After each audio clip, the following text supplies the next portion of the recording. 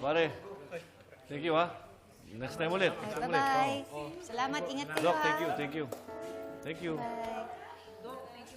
Thank you. Bye-bye. Bye. Thank you. Bye-bye. Thank you, ha? Bye-bye. Salamat, ingat kayo. Okay, thank you, thank you. Bye-bye, good night. Dito lang sila dito, ha? Sige, sige. Hello, Annalyn? Ha? Nawawala ang Lolo Pepe mo? Yun lang naman po yung posibleng eksplanasyon eh. Na-miss niya po yung flight niya papuntang US, tas wala pong may alam kung nasan po siya ngayon. Teka, anak. Ano, bigla na lang siyang nawala? Bigla na lang siyang naglaho? Wala man lang trace? Pero alam mo po, Nay, may hinala po ako eh. Si Ma'am Moira. Ako, anak, ayokong magbintang ng kapwa. Pero kung merong mang tao sa likod ng pagkawala ng Lolo Pepe mo, hindi na ako magtataka na si Moira nga ang may gawa nun. Pero ang tanong, bakit? Yun na nga po yung iniisip ko, Nay eh. At alam mo ba, Nay, pinuntahan po ni Lolo Pepe si Ma'am Moira sa hotel para mag-usap po sila. Tapos bigla na lang po siyang nawala. Kaya imposibleng wala pong alam si Ma'am Moira. O sige, anak, balitaan mo na lang ako, ha? Mag-iingat ka. Oo nga po, Nay. Sige po, susubukan ko pong tawagan si tatay para magtanong po tungkol kay Lolo. Sige po, Nay. Bye-bye.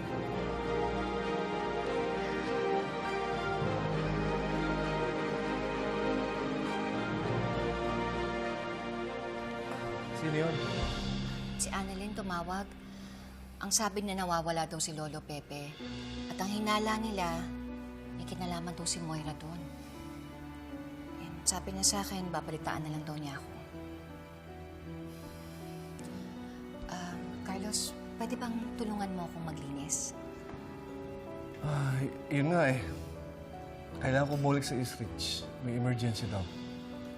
Kung gusto mo, iwanan mo lang muna yan. Pagbalik ko, ako na maghuhugas. Ay, hindi na. Ako nang bahala dyan. Sige, una na ako. Sige. Bye. Ingat ka. Thank you.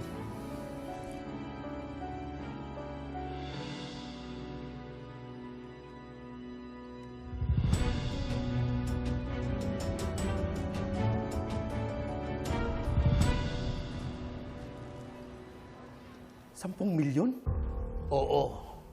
Padadala ko sa account mo pag uwi ko. At pag hindi ko ginawa, edi balikan mo ko. Basta hindi ako sasabit dyan, ha? Hindi ka madadamay. Pangako. Kung gusto mo, sabihin natin na ikay bayani, pinatakas mo ko at binuwis mo pa ang buhay mo. Gusto mo? Hindi na. Gusto ko ng tahimik na buhay kasama ng pamilya ko. Basta yung $10 million, ha? Oo. Dahil sinisigurado ko sa inyo, hindi ako tatantanan ng boss ko. Oras na patakasin ko kayo. Sa laki ng pera ibibigay ko sa iyo, hindi pwede kang bumili ng isang isla para hindi ka matuntun ng amo mo. Kaya bilisan mo na, patakasin mo na ako. Dali! Ayan. Bilisan mo.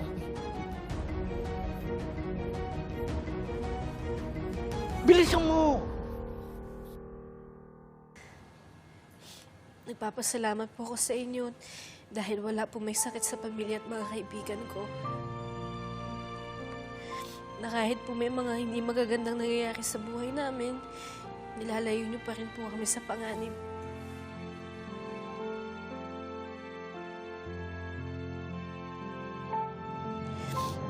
Alam ko naman po na hindi niyo po kami papabayaan eh.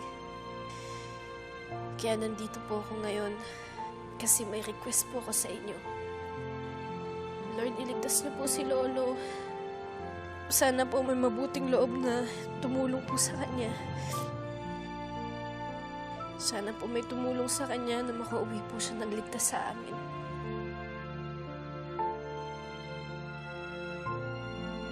Huwag niyo po sanang pabayaan si Lolo Pepe. Mabait po siyang tao. Patnubayan niyo po siya.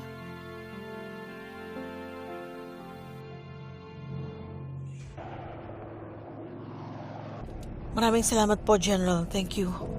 Okay po. Bye-bye. Obeng, pasunod na daw ang mga pulis.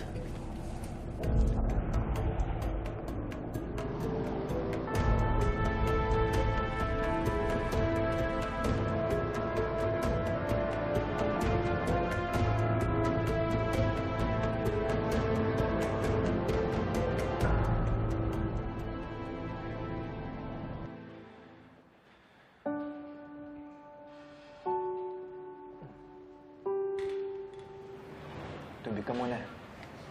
Thank you, Doc.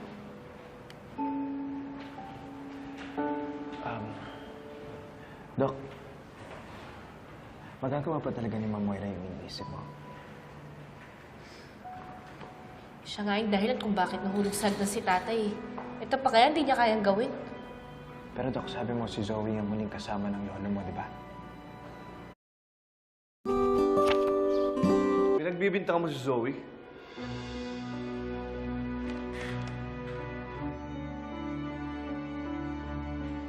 Annalyn, kinuwento ng nanay mo kung anong nangyari sa lolo Pepe mo. Ang suspetsya mo, kagawin to ni Zoe. Dok, wala naman po akong sinasabing ganun. Wala. Eh kahit sino makarinig, yun ang iisipin. Na pinagsususpetsyahan mo si Zoe. Mahirap magbintang, Annalyn. Lalo na kung wala kang pinangawang ebidensya. Baka ikaw pa mapahamak dyan. Sorry po, Dok, ha? Pero kung alam niyo lang po yung buong kwento, paghihinalaan niyo rin po si Zoe at si Ma'am Moira sa pagkawala ni Lolo.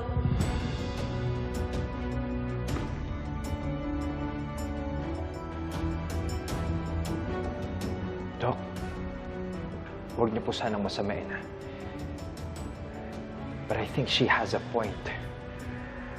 Alam niyo naman po yung history ng dalawang mag-ina. Kung ano yung capabilities nila, lalo na si Ma'am Moira.